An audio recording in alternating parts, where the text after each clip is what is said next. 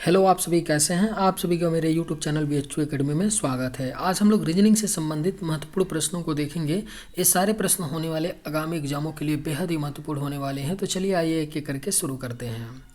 नीचे दी गई श्रृंखला श्रेणी में प्रश्नवाचक चिन्ह के स्थान पर कौन सी संख्या आएगी। सीरीज का प्रश्न दिया गया है, आपका दिया गया है। इसमें देखिए, ये सीरीज कैसा सीरीज है। ये ऐसा सीरीज है कि इसमें आपका लेटर भी दिया है और संख्याएं भी दी हैं। तो जब भी आपको ऐसा सीरीज मिले तो इसमें होता क्या है ना, कि जो संख्याएं होती हैं उनका संबंध हम संख्याओं से देखते हैं। जैसे 8, 16, 32, 64 और 128। ठीक है, तो यहाँ पे भी कोई एक संख्या रही होगी। और उसके बाद जो अक्षर है, लेटर है, उसको हम देखते हैं एक साथ। टी का एन से देखेंगे, एन का एच से देखेंगे, एच से बी का देखेंगे और बी का भी से। यानी पहले हम नंबर को देखेंगे कि नंबर कैसे एक सीरीज बना रहा है। उसके बाद हम लोग अक्षर को देखेंगे कैसे अक्षर एक सीरीज बना रहा है। तो जाहिर सी बात है, अगर मैं अक्षर की बात करूं, टी से एन हो रहा है, एन से एच हो रहा है, तो कहीं ना कहीं क्या हो रहा होगा कि जो आपके अक्षर दिए गए हैं उनके प्लेस वैल्यू में कुछ प्लस या कुछ माइनस होकर के ही तो ये लिखा गया होगा। जैसे टी है, अगर मैं टी की बात कर लूँ तो टी का प्लेस वैल्यू 20 होता है और एन का प्लेस वैल्यू कितना होता है, तो 14 होता है। तो अगर टी के प्लेस वैल्यू में से -6 कर देंगे तो यहाँ आ जाएगा ना आपका 14, यानी एन आ जाएगा। पुनः एन का प्लेस वैल्यू 14 और एच का प्लेस वैल्यू 8। पुनः एन के प्लेस वैल्यू में से -6 कर देंगे तो यहाँ क्या आ जाएगा, आपका एच आ जाएगा। पुनः देखिए, एच का प्लेस वैल्यू 8 होता है और बी का कितना 2। और यहाँ पुनः मैं क्या कर दूंगा, एच के प्लेस वैल्यू में से -6 करूंगा तो आपका बी आ जाएगा। आप देख पा रहे हैं कि हर बार -6 हो रहा है। तो अगली बार भी बी में से -6 ही करेंगे तो आपका यहाँ पे क्या आएगा, भी आएगा। करके देखिए, भी कितना होता है, 22 होता है। 22 4 इधर 2, यानी -6 करने पर। तो पुनः अगली बार भी हम क्या करेंगे, -6 करेंगे। भी में से जब -6 करेंगे तो हमारा क्या आ जाएगा, पी आ जाएगा। कैसे, पी का प्लेस वैल्यू कितना होता है, तो आपका 16 होता है और भी का कितना होता है, तो 22 होता है। 22 और 16 का डिफरेंस कितना होता है, तो 6 होता है ना। तो अब देखिए, हमने यहाँ तो ये पता कर लिया कि जो लेटर होगा वो पी होगा। क्लियर है, ठीक है।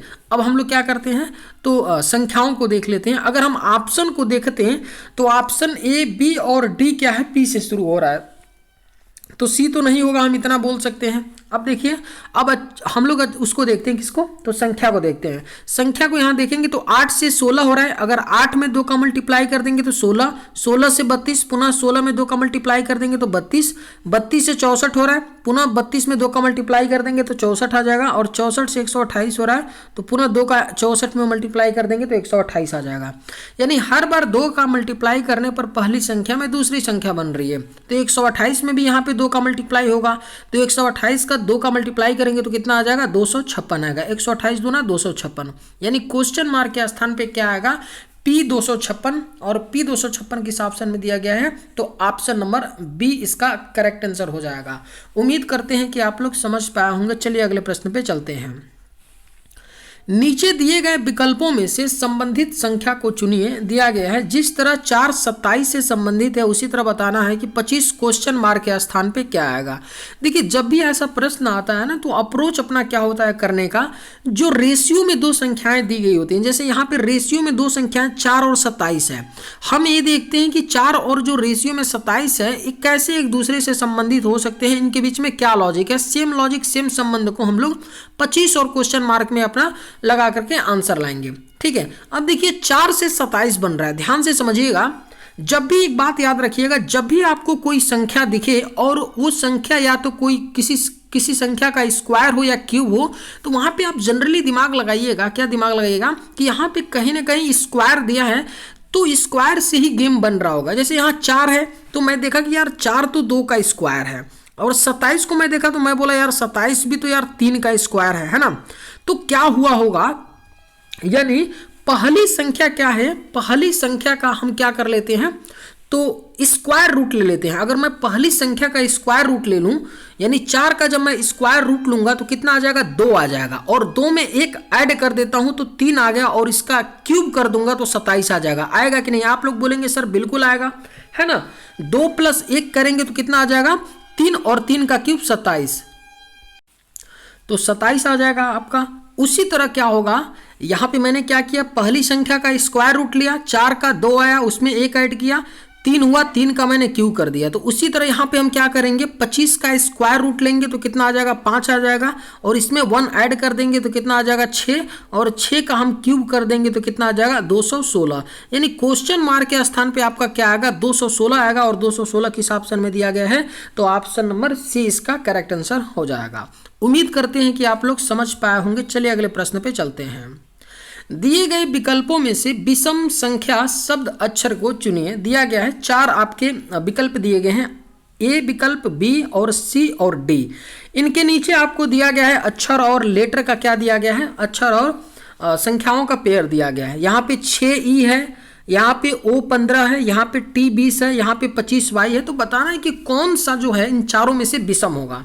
अगर आप लोग थोड़ा सा ध्यान देंगे तो आपको पता चल रहा है कि 25 वाई का जो प्लेस वैल्यू होता है ना 25 होता है, उसको उसके आगे लिखा गया है। ठीक है, उसी तरह जो क्या है यहाँ पे टी है, टी का प्लेस वैल्यू कितना होता है, 20 है, लिखा गया है। उसी तरह ओ का प्लेस वैल्यू कितना होता है, 15 होता है, तो 15 को लिखा गया है। यानी जो आपका अक्षर दिया गया है ना, लेटर दिया गया है ना, उसी का जस्ट प्लेस वैल्यू संख्या के रूप में लिखी गई है। तो अब यहाँ पे लेकिन ऑप्शन डी ए वाले में क्या है कि यहाँ पे ई का प्लेस वैल्यू 5 होता है, लेकिन यहाँ 6 लिखे हैं। और बाकी ऑप्शन में क्या किया गया है कि जो अक्षर है उसी का हूबहू आपका प्लेस वैल्यू लिखा गया है संख्या के रूप में। तो आप देख पा रहे होंगे कि ऑप्शन जो ए है ना, यह गलत है। यहाँ पे 5E होना चाहिए जबकि 6E दिया है। तो हमारा राइट आंसर क्या हो जाएगा, ऑप्शन सी हो जाएगा।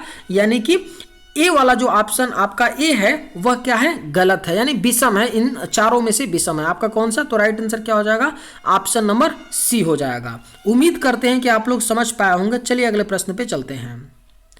किसी कूट भाषा में राइस को 73 लिखा जाता है, उसी भाषा में फ्लोर को कैसे लिखा जाएगा। ठीक है, देखिए इस टाइप का जो प्रश्न है ना, एसएससी हो या रेलवे, एक प्रश्न पूछा ही जाता है। मैं हमेशा बोलता हूं कि जब भी किसी अक्षर यानी लेटर के पेयर का किसी संख्या से कोड किया जाता है तो वहां पे कुछ भी नहीं होता है, प्लेस वैल्यू का गेम होता है। बात ध्यान से समझिएगा। अगर मैं राइस को देखता हूं तो राइस को लिखा गया है 73, तो जाहिर सी बात है कि राइस के प्लेस वैल्यू का ही या तो सम हुआ होगा या राइस, क्योंकि भाई राइस के प्लेस वैल्यू का तो डायरेक्ट कोडिंग करने पे 73 आएगा नहीं, है ना, नहीं आएगा ना। यानी या तो सम किया गया होगा राइस के प्लेस वैल्यू का, या राइस के अक्षरों के अपोजिट अक्षर के प्लेस वैल्यू का सम किया होगा। ध्यान दीजिएगा मेरी बात, ठीक है। अब देखिए मैं क्या करता हूं, राइस को लिखता हूं और इसके प्लेस वैल्यू को मैं लिखता हूं, है ना, और क्या करता हूं, इनके प्लेस वैल्यू को सम करके मैं देखता हूं कि 73 आ रहा है कि नहीं। आर का प्लेस वैल्यू कितना होता है, 18 होता है। आई का प्लेस वैल्यू 9 होता है। सी का प्लेस वैल्यू कितना होता है, 3 होता है। और ई का 5 होता है। जोड़ देते हैं, 18 9 21, है ना, और 21 दिन कितना आ गया, तो आप बोलेंगे 24, और 18 9 कितना हो गया, 27 होगा ना, और 27 3 30 5 35, इसका सम कितना आ रहा है, 35 आ रहा है। लेकिन भैया यहाँ तो 73 दिया है, यानी कहीं ना कहीं कोई चीज गड़बड़ हो रही है ना। अब देखिए ध्यान दीजिएगा, अब मैं क्या करूंगा, एक बार मैंने क्या किया कि इनके प्लेस वैल्यू का सम किया तो मेरा 73 नहीं मिल रहा है। अब मैं क्या करूंगा कि इनके आर के जो RICE दिया है ना, इसके अपोजिट जो अक्षर है उसका प्लेस वैल्यू मैं सम करके देखूंगा। तो मैं अभी एक ट्रिक बताऊंगा कि आपको आर का प्लेस वैल्यू, जो विपरीत अक्षर होगा उसका प्लेस वैल्यू, ठीक है, लिखने के बजाय आप डायरेक्ट बता सकते हैं कि अगर इनके प्लेस वैल्यू का सम है तो इनके अपोजिट का प्लेस वैल्यू का सम कितना होगा, आप बता सकते हैं। थोड़ा पहले समझाते हैं आपको। अगर मैं आर के प्लेस वैल्यू के अपोजिट की बात करूं, यानी आर के अपोजिट अक्षर की बात करूं, तो कुछ भी मत करिए, 27 में से आर के प्लेस वैल्यू को माइनस कर देंगे। यानी 27 में से जब 18 माइनस करेंगे ना तो कितना आ जाएगा, तो आप बोलेंगे सर 9 आएगा। और 9 आई का मान होता है 9 होता है, तो आर का अपोजिट जो अक्षर होता है आई होता है। सिंपली समझ गए। यानी किसी भी अक्षर का अपोजिट अक्षर निकालना है तो 27 में से उस अक्षर का प्लेस वैल्यू माइनस कर दीजिए। अब इतना तो क्लियर है कि मुझे 27 माइनस करना है, यहाँ पे आई हो जाएगा, यहाँ पे आर हो जाएगा। सी का 3 होता है तो इसके यहाँ 24 हो जाएगा। 24 का मतलब क्या हो गया, एक्स हो जाएगा।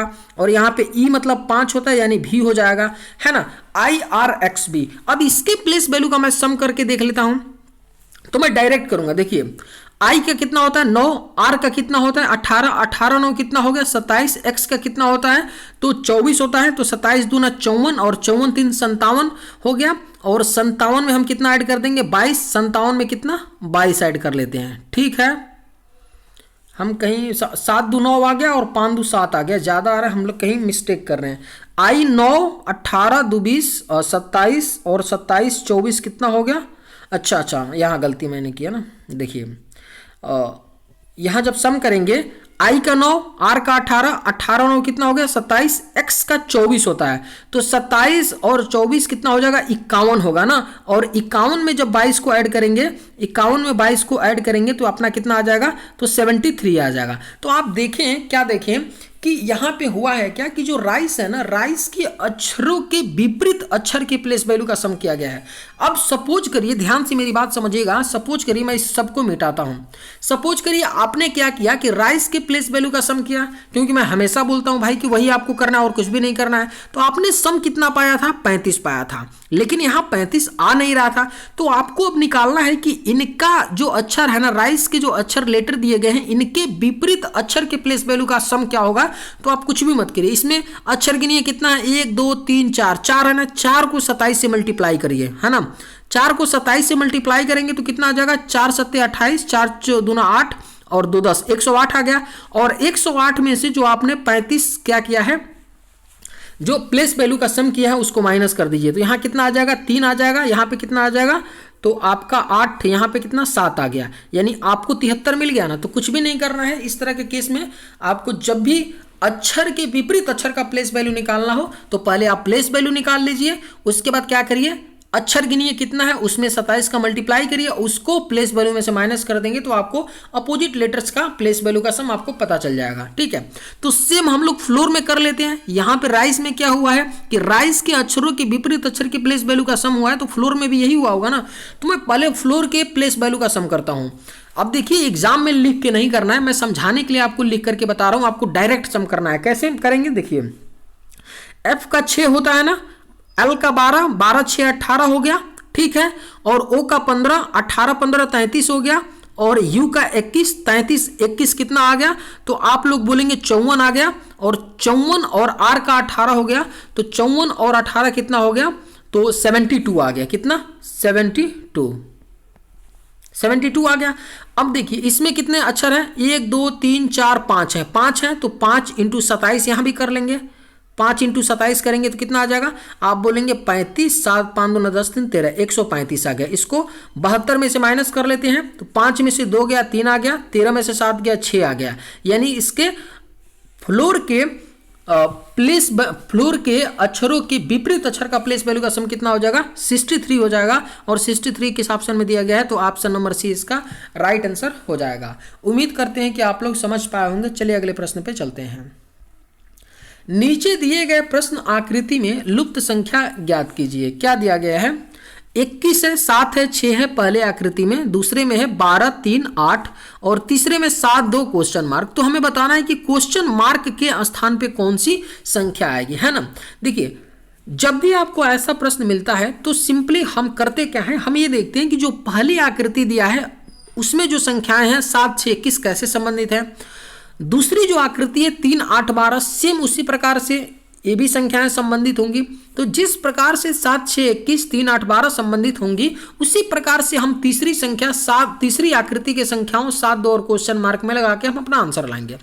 लेकिन अब समस्या ये होता है कि 7 6 21 कैसे संबंधित, हम क्या डिसाइड करेंगे? या तो सम करेंगे, क्या करेंगे?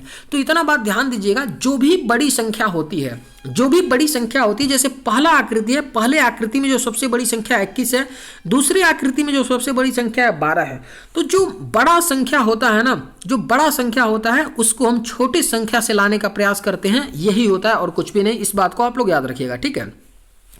तो मैं देखा कि 7 और 6 है, अगर मैं इसका सम कर दूं तो 7 6 13 आ जाएगा, लेकिन वहां ऊपर तो 21 दिया है, सम करने से मेरा बात नहीं बना। तो मैंने क्या किया, इसको माइनस करेंगे तो और भैया छोटी संख्या, 7 में से 6 माइनस करेंगे तो 1 आएगा, 21 यहां दिया है ना। तो मैं क्या करता हूं कि 7 और 6 का मल्टीप्लाई कर लेते हैं। तो 7 × 6 का मैंने मल्टीप्लाई किया तो कितना आ गया? 42 आया। और 42 का मैंने हाफ कर दिया तो 21 आ गया, ऊपर 21 है। सेम इसी तरह से 3 और 8 का कर लेते हैं। क्या करेंगे? 3 और 8 का मल्टीप्लाई कर लेते हैं। कितना आ गया, 24 आ गया। 24 को 2 से डिवाइड यानी हाफ कर दीजिए तो 12 आ गया। ऊपर 12 है कि नहीं, यानी कुछ भी नहीं हुआ, नीचे की दो संख्याओं का आपस में मल्टीप्लाई करके उनका हाफ करने पर ऊपर की संख्या बन रही है। तो सेम प्रक्रिया यहां कर लेंगे, 7 × 2 कर लेंगे तो कितना आएगा, 14 आएगा। और 14 को 2 से जब डिवाइड करेंगे तो कितना आ जाएगा, 7 आएगा। आएगा ना, यानी क्वेश्चन मार्क के स्थान पे क्या आएगा, आपका 7 आएगा। और 7 किस ऑप्शन में दिया गया है, तो ऑप्शन नंबर 20 का राइट आंसर हो जाएगा। उम्मीद करते हैं कि आप लोग समझ पाए होंगे। चलिए अगले प्रश्न पे चलते हैं।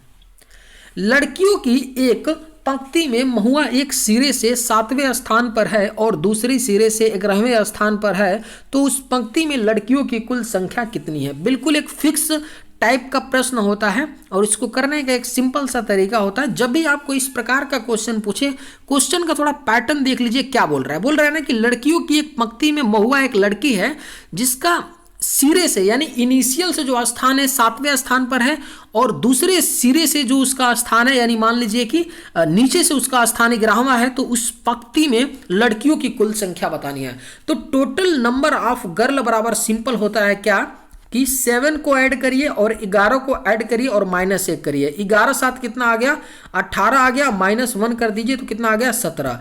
यानी आपका टोटल लड़कियों की संख्या क्या आएगा, 17। और 17 किस ऑप्शन में दिया गया है, तो ऑप्शन नंबर डी इसका राइट आंसर हो जाएगा। उम्मीद करते हैं कि आप लोग समझ पाए होंगे। चलिए अगले प्रश्न पे चलते हैं। नीचे दिए गए विकल्पों में से संबंधित शब्द को चुनिए। दिया गया है जिस तरह 10 दशक से संबंधित है उसी तरह 1000 क्वेश्चन मार्क के स्थान पे हमको बताना है क्या आएगा। सेम 2 नंबर का सवाल है। यहाँ पे भी हम वही चीज देखेंगे कि जो रेशियो में 2 शब्द दिए गए हैं वो एक दूसरे से कैसे संबंधित है। जैसे 10 रेशियो दशक दिया है, ये 2 शब्द एक दूसरे से कैसे संबंधित है, इनके बीच में क्या संबंध है, क्या लॉजिक है। सेम संबंध सेम लॉजिक 1000 और क्वेश्चन मार्क में लगा करके हम अपना आंसर लाएंगे। ठीक है, सिंपल सी बात है। अब देखिए यहां पे 10 दशक से कैसे संबंधित होगा, तो ध्यान दीजिएगा 10 वर्षों के समय को 10 वर्षों के समय को क्या बोला जाता है, तो दशक बोला जाता है। 10 वर्षों के समय को दशक बोला जाता है। उसी तरह ध्यान दीजिएगा 1000 वर्षों के समय को क्या बोला जाता है, 1000 वर्षों के समय को क्या बोला जाता है, तो सहस्त्राब्दी बोला जाता है। क्या बोला जाता है, सहस्त्राब्दी बोला जाता है 1000 वर्षों के समय को। यानी सहस्त्राब्दी किस ऑप्शन में दिया गया है, तो ऑप्शन नंबर बी इसका राइट आंसर हो जाएगा। जिस तरह 100 जिस तरह से 10 मान लीजिए 10 साल है तो उसको क्या बोलते हैं, दशक बोलते हैं। और उसी तरह मैं अगर बात करूं तो अगर 100 साल की बात करें तो शताब्दी बोलते हैं, है ना। 100 साल को शताब्दी बोला जाता है। उसी तरह 1000 साल को क्या बोला जाता है, तो सहस्त्राब्दी बोला जाता है। यानी जिस प्रकार 10 वर्षों के समय को दशक कहा जाता है उसी प्रकार 1000 वर्षों के समय को सहस्त्राब्दी बोला जाता है। यानी करेक्ट आंसर क्या हो जाएगा, ऑप्शन नंबर बी हो जाएगा। उम्मीद करते हैं कि आप लोग समझ पाए होंगे। चलिए अगले प्रश्न पे चलते हैं। उस विकल्प का चयन करें जिसे रिक्त स्थानों में क्रमिक रूप से भरे जाने पर पुनरावृत्ति पैटर्न निर्मित होगा। बेहद ही महत्वपूर्ण प्रश्न होता है और इस टाइप का प्रश्न एसएससी हो, रेलवे हो, एक प्रश्न पूछा जाता है और बहुत ही खतरनाक प्रश्न होते हैं। आप कई दफा समझ नहीं पाएंगे कि आपको करना क्या है, लेकिन 2 बातों का अगर आप विशेष ध्यान देंगे ना, मैं हमेशा 2 ही बात बोलता हूं, ज्यादा नहीं। 2 बातों का आप विशेष ध्यान देंगे तो आप यूं समझ जाएंगे कि आपको करना क्या है। पहले आप लोग क्या करिए, ध्यान से मेरी बात समझिए। पहले आप लोग क्या करिए कि सारे अक्षरों को खाली स्थान के साथ काउंट करिए। तो मैं काउंट करना शुरू किया, 1 2 मैंने काउंट करना शुरू किया, 1 2 3 4 5 6 7 8 9 10 11 12 13 14 15 16 17 18। यानी इसमें टोटल 18 क्या है, आपके अक्षर हैं खाली स्थान के साथ। तो यही होगा ना, 18 है। अब देखिए, अब मैंने ये दूसरी बात मैं ये देखा कि भाई कौन कौन से अक्षरों का प्रयोग करके ये सीरीज बन रहा है। तो आप बोलेंगे सर ए का प्रयोग हुआ है, बी का प्रयोग हुआ है और सी का प्रयोग हुआ है, यही तो बना है ना। अब ए बी सी का प्रयोग हुआ है तो या तो ये क्या होगा हमारा, या तो ए बी सी 3 का बनेगा। इसको 18 का मैं क्या करता हूं, 18 को मैं 3 से डिवाइड करता हूं तो 6 आ गया, 6 बार में कट गया। तो मैं ये बोल रहा हूं कि 18 जो जितने भी आपके खाली स्थान के साथ अक्षर हैं तो 18 है ना। तो 18 या तो 3 का पेयर होगा या तो 6 का पेयर होगा, बात यही बनेगा ना। लेकिन मान लीजिए सपोज करिए कुछ समय के लिए मैं 3 का पेयर बनाता हूं क्योंकि 3 ही अक्षर यूज किए गए हैं। तो ए बी सी। लेकिन कहीं पे भी मैं ये देख नहीं पा रहा हूं इसमें कि अगर मैं 3 3 का यहां बनाने का प्रयास करता हूं, समझिएगा ध्यान से मेरी बात समझिएगा। तो सपोज करिए कि यहां पे सी और बी आ गया तो ए आना चाहिए, तो यहां पे सी में ए है और डी में ए है, तो यहां मैं ए रख लिया, ध्यान से समझिएगा, ठीक है। अब यहां पे क्या आना चाहिए, अगर मैं यहां पुनः 3 का बनाया तो ए भी आ चुका है, सी आना चाहिए, तो यहां क्या आ गया, सी आ गया, ठीक है। अब यहां पे 3 का बनाया तो यहां ए बी सी है, पुनः यहां पे क्या होना चाहिए, तो मैंने क्या किया कि देखिए ए सी है तो बी आना चाहिए, तो मैंने बी बना दिया, ठीक है। तो आपका ए तो हो नहीं सकता है, बी तो हो नहीं सकता है, डी तो ऐसे एलिमिनेट हो गया क्योंकि तीसरे स्थान पे आपका बी आ रहा है, यहां सी दिया है। पुनः मैं 3 का बनाया तो यहां पे ए बी ऑलरेडी है, तो मेरा क्या चाहिए, सी चाहिए, तो ए बी सी बन गया, और लास्ट में यहां पे बी बचा, बी कर दिया। तो आपको क्लियरली दिख रहा है कि 3 अक्षर यूज किए गए थे इस पूरे सीरीज में, तो मैंने क्या किया कि 3 3 का ही बनाने का प्रयास किया, या तो 3 का बनेगा या तो 6 का बनेगा। तो 3 3 का मैंने जब बनाया तो मैं देखा कि भाई A B C A B C A B C A B C A B C हर जगह आ रहा है कि नहीं, यानी ए बी सी का एक क्या बन रहा है, देखिए बोला है ना क्वेश्चन में कि पुनरावृत्ति पैटर्न निर्मित होना चाहिए, कि यानी कि बार बार ए बी सी आ रहा है ना, हर तीसरा ए बी सी आ रहा है, तीसरे के बाद एक पेयर बन रहा है ए बी सी का। तो करेक्ट आंसर क्या हो जाएगा, ऑप्शन नंबर सी हो जाएगा। उम्मीद करते हैं कि आप लोग समझ पाए होंगे। चलिए अगले प्रश्न पे चलते हैं। उस वेन आरेख का चयन करें जो दिए गए वर्गों के बीच संबंध को सर्वोत्तम रूप से दर्शाता है। क्या दिया गया है, सूर्य है, बृहस्पति है और सौरमंडल है। इन 3 शब्दों से हमको क्या करना है, एक डायग्राम बनाना है जो इन तीनों शब्दों को रिप्रेजेंट करता हो। तो क्या है, पहला है सूर्य है, दूसरा बृहस्पति और तीसरा सौरमंडल। तो ध्यान से इन तीनों शब्दों को देखने पर हमको पता चलता है कि यहाँ सौरमंडल है, बृहस्पति है, सूर्य है। तो हमने देखा कि सूर्य और बृहस्पति की मैं बात करूं, कोई संबंध, मैं सोचा कि कोई संबंध है क्या सूर्य बृहस्पति के बीच में, तो आप बोलेंगे नहीं सर, सूर्य एक तारा है, बृहस्पति एक ग्रह है। पुनः मैं बोलूं कि सूर्य और सौरमंडल में कोई संबंध है क्या, तो आप बोलेंगे हाँ सर, जो सूर्य है ना सौरमंडल का एक हिस्सा है।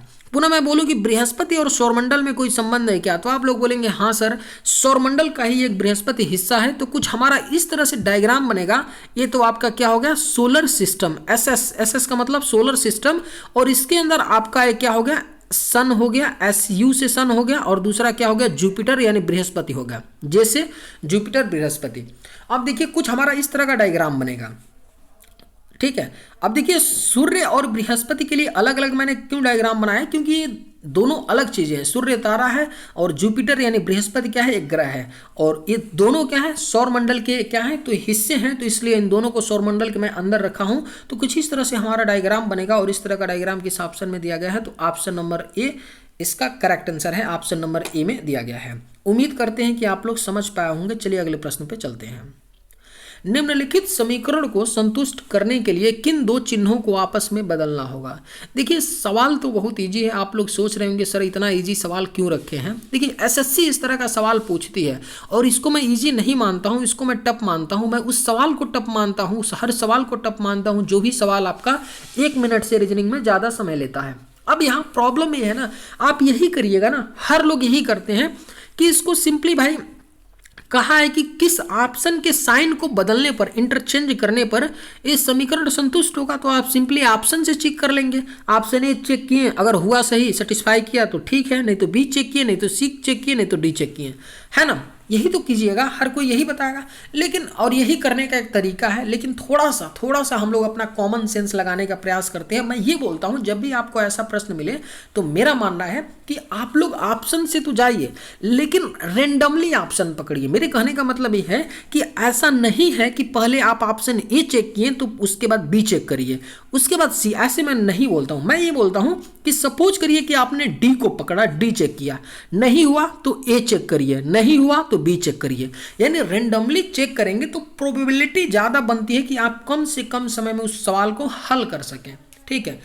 यहां अगर आप लोग मान लीजिए, सपोज करिए कि आपने ए को चेक किया, पहले बी को किया, सी को किया, सी भी नहीं सही हुआ, बी भी नहीं हुआ, ए भी नहीं हुआ, लास्ट में डी हुआ, तो आपका टाइम 1 मिनट से ज्यादा चला जाएगा ना। तो इसलिए आप रेंडमली ऑप्शन पकड़िए, है ना। तो हम लोग ऑप्शन ए के साइन को इंटरचेंज करके देख लेते हैं, गुणे और भाग्य को, ठीक है। अब देखिए यहाँ पे भाग्य है तो यहाँ गुणे हो जाएगा। ध्यान से देखिए, यहाँ गुणे है तो यहाँ भाग्य होगा। यही तो इंटरचेंज करने का मतलब ना, कि भाग्य की जगह गुणे कर ले और गुणे की जगह भाग्य। तो देखिए इसी को सॉल्व कर लेते हैं।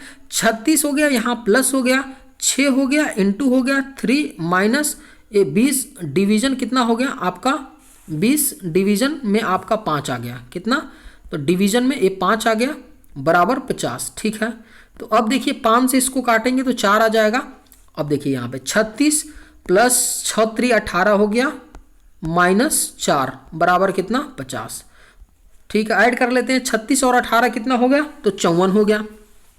कितना हो गया 54 और 54 हो गया 36 18 कितना 54 और 54 में से 4 माइनस करेंगे तो कितना आएगा 50, यानी कि 50 बराबर कितना आ गया 50, यानी LHS बराबर कितना आ गया RHS आ गया 50 बराबर 50 आ गया ना। यानी कि ऑप्शन ए के साइन को इंटरचेंज करने पर इक्वेशन संतुष्ट हो रहा है, इसलिए हमारा करेक्ट आंसर क्या हो जाएगा, ऑप्शन नंबर ए होगा। उम्मीद करते हैं कि आप लोग समझ पाए होंगे। चलिए अगले प्रश्न पे चलते हैं। वह आकृति चुने जो दिए गए श्रृंखला को पूरा करेगा। देखिए कहा जा रहा है ना कि ये आपका नॉन वर्बल सीरीज का ही एक समझिए कि प्रश्न होता है इस तरह का, और बहुत अच्छा प्रश्न होता है। कई दफ़ा तो ऐसे प्रश्न बनते हैं, आपका प्रीवियस देखेंगे SSC में भी पूछा गया है, आपका रेलवे में भी पूछा जाता है ना। लेकिन थोड़ा सा हमको ध्यान देना होता है, मतलब बोला जा रहा है ना कि ये आकृतियों का एक सीरीज टाइप का चल रहा है, श्रृंखला है, तो बताना है कि यहाँ क्वेश्चन मार्क के स्थान पे कौन सा आपका आकृति आएगा 4 ऑप्शन में से। ठीक है, सिंपली हम क्या करते हैं, ध्यान से तीनों आकृति को देखने पर पहले आकृति को जब मैं देखा तो पहला आकृति में कुछ ए वाला आकृति था और बीच में गोला है ना। लेकिन जब दूसरे आकृति को मैं देखा तो भाई कुछ भी नहीं हुआ, दूसरे आकृति में जो गोला है ना ये नीचे आ गया और जो ये जिसके अंदर गोला था वो ऊपर चला गया, इसके ऊपर चढ़ गया, यही तो हुआ है ना। तो सेम यहाँ पे तीसरे में क्या होगा, चौथे के लिए है ना, चौथे के लिए क्या होगा कि ये गोला होगा नीचे चला आएगा, भाई गोला नीचे चला आएगा है ना, गोला नीचे चला आएगा और ये ऊपर चला जाएगा इसके। तो इस तरह का हमें आकृति मिलेगा और इस तरह का आकृति किस ऑप्शन में दिया गया है, तो ऑप्शन नंबर बी में। मैंने क्या किया देखिए, पहला आकृति क्या है दूसरे से कैसे संबंधित है, उसी तरह मैंने तीसरे को चौथे से देख लिया। तो पहले में क्या हुआ कि ये जो ब्लैक वाला है ना गोला सर्कल का, ये नीचे आ गया है और ये बाहर वाला ऊपर चला गया है, तो सेम यहाँ पे भी होगा। तीसरे में क्या होगा, तो ये गोला नीचे और ये ऊपर इसके चला जाएगा, और इस तरह का डायग्राम केवल ऑप्शन बी में है। तो राइट आंसर क्या हो जाएगा, ऑप्शन बी हो जाएगा। उम्मीद करते हैं कि आप लोग समझ पाए होंगे। चलिए अगले प्रश्न पे चलते हैं। कथन दिया गया है सभी मैदान समतल हैं, कुछ समतल आच्छादित है। देखिए सिलॉक्स का प्रश्न है और सिलॉक्स का प्रश्न अपने आप में एक अच्छा टॉपिक होता है। यहाँ से एक प्रश्न बनता ही है, चाहे कोई भी एग्जाम हो, SSC हो, रेलवे हो, स्टेट एग्जाम हो, अगर रीजनिंग का प्रश्न उस एग्जाम में पूछा जा रहा है तो ऐसा हो नहीं सकता है कि सिलॉक्स का एक क्वेश्चन न बने। बहुत ही महत्वपूर्ण टॉपिक होता है। करने का अप्रोच क्या होता है, सिंपल बहुत होता है। क्या होता है कि जो कथन दिया गया होता है ना, कथन से हम कथन के आधार पर एक डायग्राम बनाते हैं और उस डायग्राम के आधार पर देखते हैं कि निष्कर्ष हम क्या निकाल सकते हैं।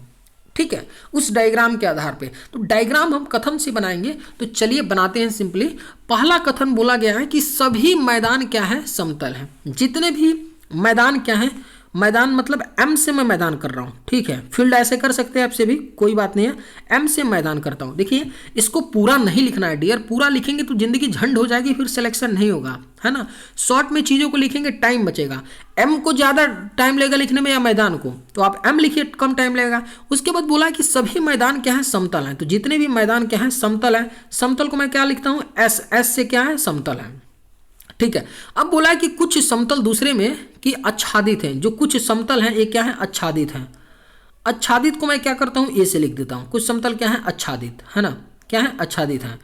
अब आगे क्या बोल रहा है, तो तीसरा बोला है कि सभी आच्छादित आर्द्र हैं। जितने भी आच्छादित हैं ना वो क्या है, तो क्या है, तो आर्द्र हैं। आर्द्र को मैं क्या करता हूँ, तो ए और डी से लिख देता हूँ। आर्द्र हैं क्या, ए और डी। ठीक है, ए और हमने क्या किया, तो डी लिख दिया। क्या हो गया, आर्द्र हो गया। ये हमारा कुछ डायग्राम बन गया।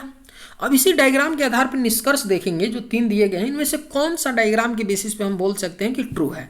पहला क्या बोला है कि कुछ आर्द्र समतल है। देखिए कुछ जो आर्द्र हैं समतल है, बिल्कुल सही बोल रहा है। देखिए ये जो आर्द्र वाला ये सर्कल है, ये समतल में भी तो आ रहा है ना, ये वाला आर्द्र वाला आ रहा है ना समतल में, तो पहला बात तो बिल्कुल सही बोल रहा है, पहला सही बोल रहा है। दूसरा क्या बोल रहा है कि कुछ आर्द्र मैदान हैं। कुछ जो आर्द्र हैं, कुछ आर्द्र क्या मैदान है क्या, देखिए आर्द्र के लिए यहीं पे है लाइन, सर्कल ये है, लेकिन मैदान के लिए सर्कल ये है। कोई इंटरसेक्ट कर रहा है क्या? मैदान सर्कल और आद्र सर्कल इंटरसेक्ट कर रहा है क्या? नहीं। तो कुछ मैदान, आद्र मैदान नहीं है। तीसरा क्या बोला है? कुछ समतल मैदान है। जो ये कुछ समतल हैं, ये क्या मैदान है? क्या बिल्कुल है भाई, सभी मैदान समतल हैं। तो कुछ समतल मैदान तो बिल्कुल है, क्योंकि आपका मैदान किस में आ रहा है? तो समतल में आ रहा है। सभी मैदान समतल हैं, तो भाई कुछ ऐसे समतल होंगे जो मैदान बिल्कुल होंगे, है ना। तो हमारा तीसरा बिल्कुल सही बोल रहा है। तो करेक्ट आंसर क्या हो जाएगा? ऑप्शन आपका डी हो जाएगा, यानी निष्कर्ष 1 और 3 पालन करते हैं। उम्मीद करते हैं कि आप लोग समझ पाए होंगे। चलिए अगले प्रश्न पे चलते हैं।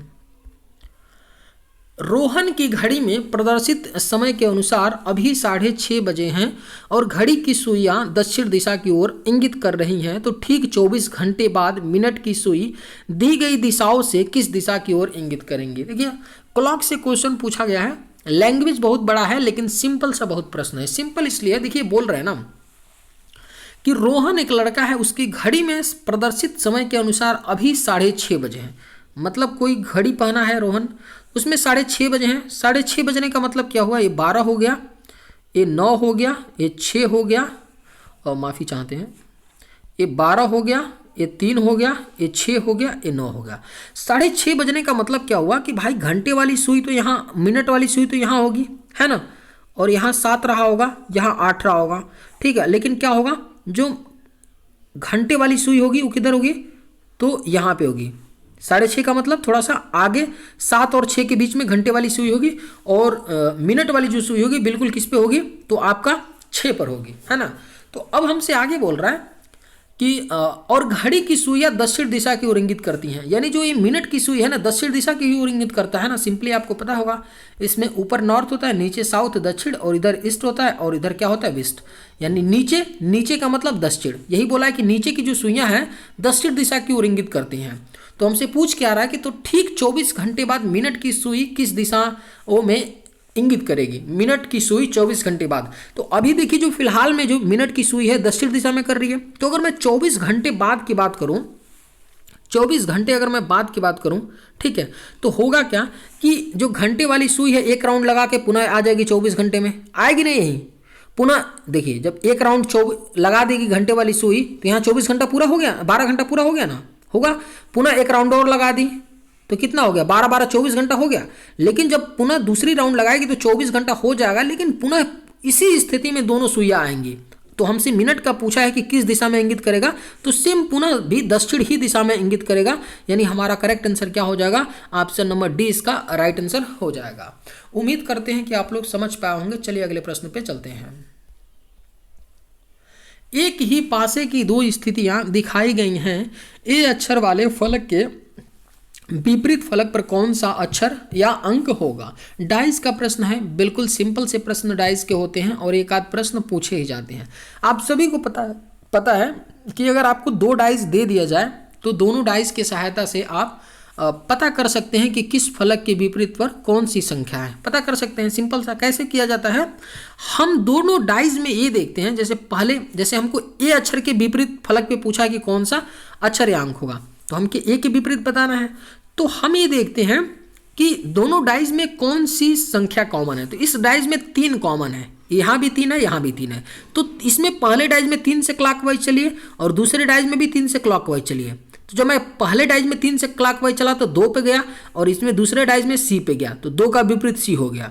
ठीक है। पुनः मैं 2 से क्लॉकवाइज पहले डाइस में चला तो ए पे आ गया, और सी से दूसरे डाइस में चला क्लॉकवाइज तो बी पे आ गया। यानी ए का विपरीत क्या आ गया? आपका बी आ गया। और यही हमसे पूछा था कि ए अक्षर के विपरीत वाले फलक पर कौन सा अक्षर या अंक होगा। तो हमारा क्या होगा? ए के विपरीत बी होगा। यानी राइट आंसर क्या हो जाएगा? ऑप्शन नंबर इसका बी हो जाएगा। अब देखिए, 2 का सी आ गया और ए का बी आ गया, है ना, हमको पता चल गया।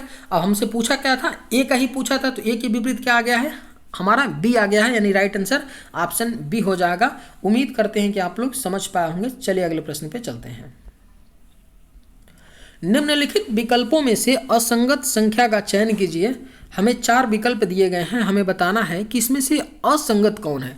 अब देखिए, कोई एक असंगत होगा तो बाकी जो 3 होंगे किसी न किसी प्रकार से एक दूसरे से संबंधित होंगे ना। आप एग्री हैं कि नहीं? बिल्कुल भाई, 4 दिए गए हैं, एक विषम है, तो 3 किसी न किसी प्रकार से सिमिलर होंगे, तभी तो एक विषम हो सकता है। तो सिंपली देखिए, चेक करते हैं। पहला ऑप्शन दिया है 6 से 222 हो रहा है, तो अगर 6 से 222 हो रहा है तो भाई 6 से 222 बहुत बड़ी संख्या है। अगर मैं 6 का स्क्वायर करूंगा तो भी 222 नहीं आएगा, लेकिन अगर मैं 6 का क्या कर दूं, क्यूब कर दूं, तो आप लोग बोलेंगे 6 का क्यूब करेंगे तो 216 आएगा, लेकिन यहाँ तो 222 दिया है तो कोई बात नहीं, पुनः 6 ऐड कर देंगे तो कितना आ जाएगा, 222 आ जाएगा। बिल्कुल बोलेंगे हाँ। देखिए दूसरे में बोला है 3 है तो यहाँ भी 3 का मैं क्यू कर देता हूँ, तो 3 का जब मैं क्यू करूंगा तो कितना आएगा, 27 आएगा, और पुनः 3 ऐड कर देंगे तो कितना आ जाएगा, 30। यानी हुआ क्या कि पहली संख्या का क्यूब करके पहली संख्या को पुनः जोड़ देने पे दूसरी संख्या बन रही है। तो पुनः मैं 7 का यहाँ क्यूब कर लूंगा, जब मैं 7 का यहाँ क्यूब करूंगा तो कितना आ जाएगा आपका 343 आएगा, और पुनः जब मैं 7 इसमें ऐड कर दूंगा तो कितना आ जाएगा आपका 350 आ जाएगा। ठीक है, पुनः यहाँ डी में चेक कर लेते हैं, 4 है और 70 है, तो 4 का यहाँ भी मैं क्यू करूंगा, तो 4 का जब मैं क्यू करूंगा तो कितना आएगा, 64 आएगा, और इसमें इटसेल्फ जब मैं 4 ऐड करूंगा तो कितना आएगा, 68 आएगा। लेकिन इन्होंने क्या दिया है, 70 दिया है। क्या है, 70 दिया है, यानी कि ऑप्शन डी क्या है, विषम है। ऑप्शन ए बी सी में हुआ है क्या कि पहली संख्या का क्यूब करके उस संख्या को ऐड करने पे दूसरी संख्या बनी है, इसलिए ऑप्शन ए बी सी एक समान है, पहली संख्या का क्यूब प्लस पहली संख्या इटसेल्फ ऐड करने पे दूसरी संख्या बन रही है। लेकिन ऑप्शन डी में ऐसा नहीं हो रहा है, तो हमारा राइट आंसर क्या हो जाएगा, ऑप्शन नंबर डी हो जाएगा। उम्मीद करते हैं कि आप लोग समझ पाए होंगे। चलिए आज के वीडियो में बस इतना ही। अगर आप लोगों को ये वीडियो पसंद है तो एक लाइक जरूर कीजिएगा। थैंक्स।